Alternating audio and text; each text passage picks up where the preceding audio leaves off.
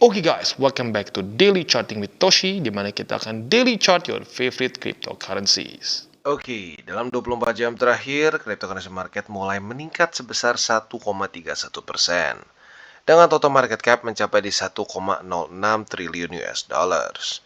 Nah, kita bisa lihat untuk Bitcoin terjadi peningkatan sebesar 1,15% dalam 24 jam terakhir, dan sekarang trading di angka 26.096 USD ya. Nah, ini harus dipertahankan sampai jam 7 pagi ya. Kalau bisa di atas lagi 26.500 lah ya, supaya bisa di atas dari MA200 weekly dan juga di atas dari semua bull support band. Itu PR untuk Bitcoin ya. Untuk Ethereum ada peningkatan juga sebesar 1%-an dan sekarang trading di angka 1750. Untuk BNB terjadi peningkatan signifikan 4,58% dan sekarang berubah 4,59% ya, dan sekarang trading di angka 234. Untuk XRP terjadi peningkatan sebesar 2,45% di angka 52 sen.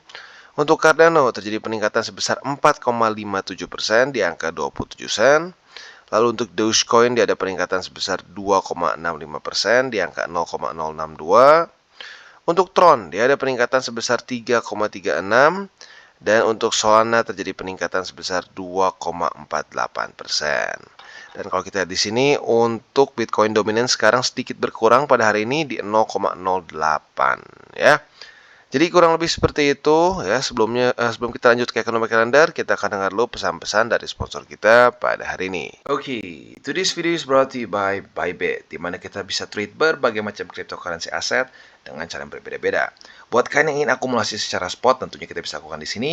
Derivatif juga bisa, ada juga pasar NFT, dan tentunya setelah kalian akumulasi jangan lupa juga kalian bisa menikmati earn atau menikmati bunga lah kesannya ya di Bybit Earn.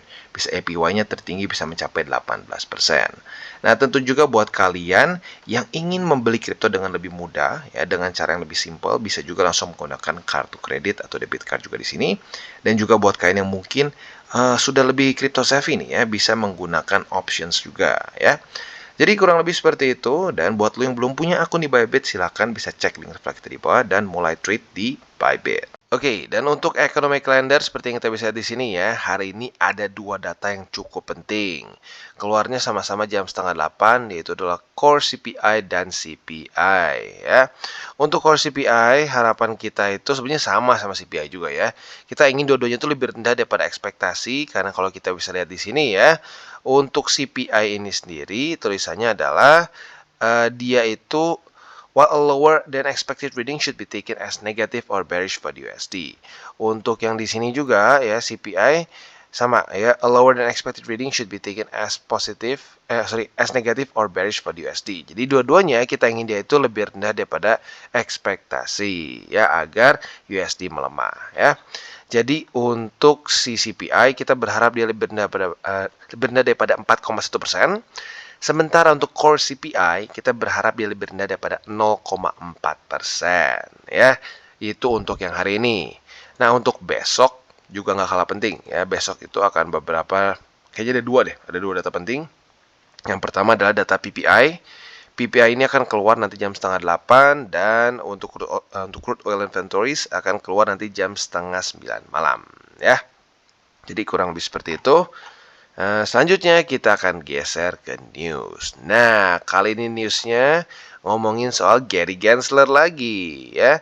Ternyata ada dua politician dari Partai Republicans yang mengintroduce bill untuk memecat ya, remove ini bahasa halusnya ya, untuk memecat SEC Chairman Gary Gensler dan juga merestruktur agency SEC ya. Kenapa? Kita bahas di bawah ya. Jadi ya, dua politician ini adalah yang pertama Representative Warren Davidson. Ini seingat gue tuh seorang veteran ya, Special Forces ingat gue. Nanti kita cek di belakang lah ya. Lalu juga ada House Majority Whip Tom Emmer, di mana dia adalah representative dari Minnesota ya. Mereka intinya mengintroduce suatu bill, tujuannya adalah untuk merestruktur dan meremove Chairman Gary Gensler. Kenapa? Kalau menurut mereka ini, Gary Gensler ini sudah banyak melakukan abuse saat dia menjadi chairman dari SEC itu sendiri ya. Ya mungkin salah satunya adalah apa? Ya Coinbase ya. Kenapa? Kan gini, bahkan kemarin ada yang sampai nanya di grup, ya. Apa itu SEC? Ada penjelasannya kan? Ada bot di grup kan ya. Terus ada yang nanya lah, Bang, kenapa Coinbase bisa listing kalau gitu caranya? Kan sekarang sedang disu sama SEC. Nah itu dia pertanyaan gua gitu. Kalau memang Coinbase nggak boleh ya, nggak boleh apa namanya melakukan atau memberikan pair-pair trading seperti yang mereka punya sekarang sampai disu gitu ya. Artinya SEC ngapain waktu kemarin sebelum mereka listing? Karena kan harus ngecek dulu kan, harus comply dulu sama SEC. Dikasih izin berarti apakah sengaja mereka mau ngesu aja di belakangnya. Gitu. Jadi ya lagi-lagi kacau ya. Nah, selain dari itu juga mereka menyatakan bahwa si chairman-nya ini ya tirani ya. Jadi ya lagi-lagi semuanya kesannya kayak kayak witch hunt lah, kayak witch hunt yang dilakukan oleh Gary Gensler terhadap ya mungkin project-project atau terhadap orang-orang yang mereka tidak suka. Karena pada faktanya seperti pembahasan yang kemarin ya. Buat lo yang belum nonton bisa ngeliat ke video gue yang kemarin, nanti mungkin gue taruh linknya di bawah. Di mana Gary Gensler ini melakukan pilih kasih terhadap ya apa ya, kesannya pilih kasih saat dia melakukan regulasi gitu loh. Karena di waktu bersamaan, banker-banker, broker-broker yang melakukan ada stock loans itu nggak dibilang sebagai sekuritas. Padahal stock loans, kalau lu lihat secara Howey test, ya, lagi-lagi kalau buat lu bingung bisa lihat ke video gue sebelumnya, itu jelas masuk ke sekuritas. Jadi apa? Ya pilih kasih. Ada yang kena, ada yang disu, ada yang enggak. Tergantung. Lama-lama gue mikir yang temennya nggak disu, yang bukan temennya disu gitu ya. Nah, jadi intinya apa? Penekanan sekali lagi menurut si Amber ini adalah para investor Amerika dan industri Amerika ini apa ya deserve. Mereka itu deserve untuk mendapatkan suatu konsisten oversight, bukan political gamemanship gitu. Jadi bukan permainan politik, tapi ya oversight yang jelas. Apa sih kriterianya gitu ya. Nah, jadi intinya itulah dia ingin meremove si Gary Gensler dan merestruktur. Restrukturnya seperti apa? Bentuknya seperti ini ya. Old structure si Gary Gensler ini adalah SEC chairman, terus di sini ada beberapa commissioner. Nah, nanti setelah si Gary dipecat, diganti strukturnya akan seperti ini. Justru commissionernya itu 6 itu di atas dari si executive director. Begitu. Jadi tidak ada pilihan satu orang yang kesannya bisa mengubah semua gitu ya, karena ya lagi-lagi kalau seperti ini ada kemungkinan besar bisa terjadi banyak ya penyelewengan lah gitu kesannya, tergantung dia gitu ya. Siapa yang mau dikejar, siapa yang tidak mau dikejar dan seterusnya. Nah, kalau seperti ini ya. Nah, ini kalau gua pikir nih ya 3 merah 3 biru nih kayaknya ya, gua nggak tahu nih, gua masih sedikit spekulasi, jangan-jangan 3 Republikan, 3 Demokrat. Jadi supaya lebih apa ya, kesannya lebih fair, lebih tidak ada political charge-nya gitu kesannya ya. Kalau Gary Gensler kita tahu dia affiliation-nya adalah ke Demokrat. Bahkan di sini sempat di point out juga dia itu sempat menjadi timnya dari Hillary Clinton. Nah, ya kebayang berarti kan kalau seperti itu ada probability ya dia bisa menyerang orang-orang yang tidak sesuai aja politiknya sama dia gitu ya. Oke, jadi kurang lebih seperti itu untuk newsnya. Sekarang kita balik lagi ke TA. Untuk Bitcoin, ya kita bisa lihat bahwa dia daily close-nya itu ya dibilang bagus banget sih enggak sih sebenarnya ya. Nah, tetapi kita bisa di sini ya untuk sekarang mulai naik ke atas, not bad ya, mulai di 26.100-an ya. Tetapi harapan kita lebih bagusnya itu adalah dia bisa reclaim 26.400, kalau bisa 26.500. Supaya apa? Supaya ada di atas dari MA200, di atas dari Bull Sport Band dan lain-lain begitu ya. Jadi PR untuk Bitcoin adalah apa? Sekali lagi daily close di atas dari sini semua ya. Dan jangan sampai ke reject oleh MA20. Karena kalau ke reject oleh MA20 artinya apa? Lanjut membuat lower high ya, dan itu nggak bagus. Sudah beberapa minggu ini dengan sangat jelas dia membuat suatu lower high, lower low, lower high, lower low ya. Not good. Ya, jadi lagi-lagi yang kita perlu lakukan adalah reversal, membuat higher high, higher low, higher high, higher low. Ya, as simple as that. Ya, teorinya nggak usah ribet-ribet. Itu ujung-ujungnya kita perlukan, higher high, higher low. Ya. Nah, untuk weekly-nya, seperti yang tadi gue sudah sedikit bahas ya, lagi-lagi gue akan bahas beberapa support penting ya. Kita masukin dulu si Bull Support Band. Nah, kita bisa di sini. Jadi yang kemarin masih nahan itu adalah Bull Support Band yang bawah di sini ya, 25875. Nah, kita bisa lihat mulai terpantul di sini. Nah, semoga saja daily close-nya itu bisa signifikan di atas dari 26.500-an sekarang ya. Karena kalau dia weekly close di atas dari situ, artinya kembali aman lagi di atas dari semua major support ya. Jadi jelas PR untuk Bitcoin di minggu ini sangat clear ya, yaitu adalah daily close di atas dari ya kalau bisa sih semualah di atas dari EMA 200 biar semuanya kena ya. Jadi kurang lebih seperti itu. Dan terakhir kali kalau terjadi atau lebih tepatnya berhasil mantul di bull support band, yang terjadi adalah rally yang sangat ekstrim di sini ya. Terakhir itu 26,11%. Jadi kurang lebih seperti itu PR untuk Bitcoin. Nah, selanjutnya untuk indeks dolar kita bisa di sini juga sesuai harapan kita ya, mulai ke reject oleh MA20. Semoga sekarang ini adalah suatu lower high dan dia mulai bisa membuat lower low lagi, daily close di bawah dari 103,13. Itu harapan gua secara overallnya ya. Jadi kurang lebih seperti itu untuk makronya. Selanjutnya kita akan geser ke buy limit, tetapi seperti biasa sebelum kita masuk ke buy limit, gua akan disclaimer dulu bahwa semua konten dari Toshi Crypto Indonesia ini bukanlah financial advice. Ini semua bentuknya adalah edukasi ya. Lalu bagaimana cara untuk mendukung TCI? Ada banyak caranya.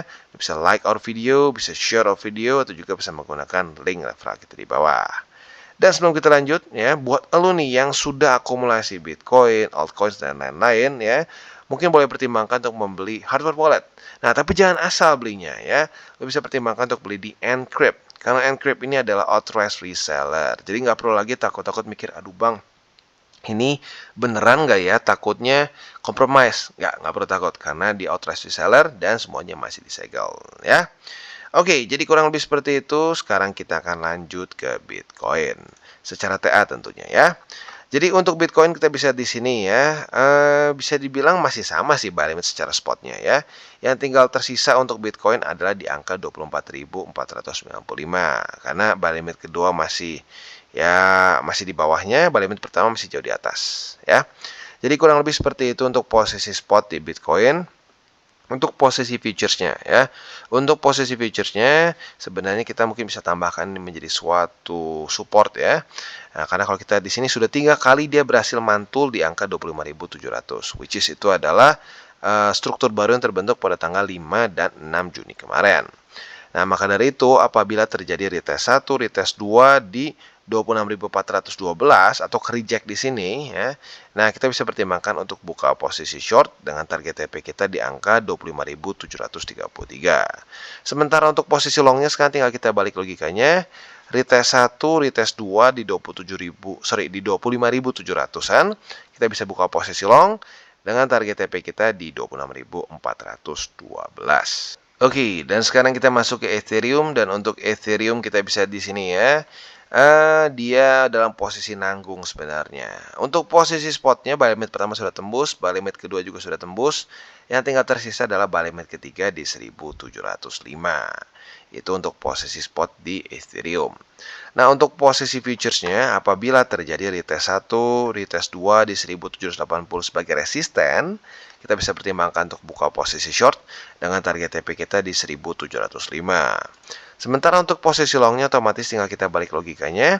Apabila terjadi retest 1, retest 2 di 1705 sebagai support, kita bisa buka posisi long dengan target TP kita di angka 1780.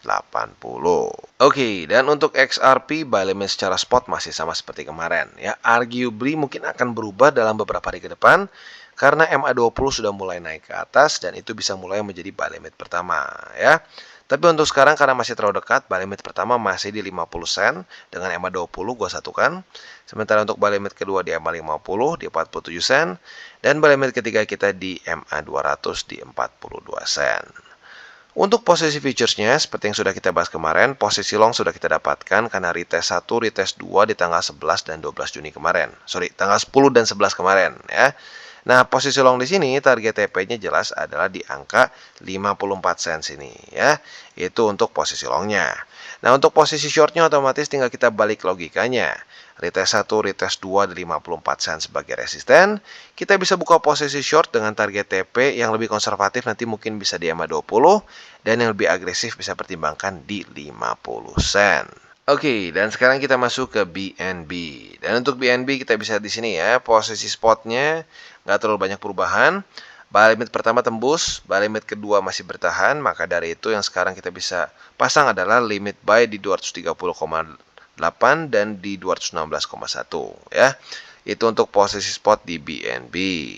Nah, untuk posisi futuresnya ya, kemarin sudah terjadi retest 1, retest 2 di 240 sebagai resisten ya, retest 1, retest 2. Nah, berarti sudah punya posisi short, target TP juga sudah kena di 3,83% lah, not bad, nyaris 4% ya.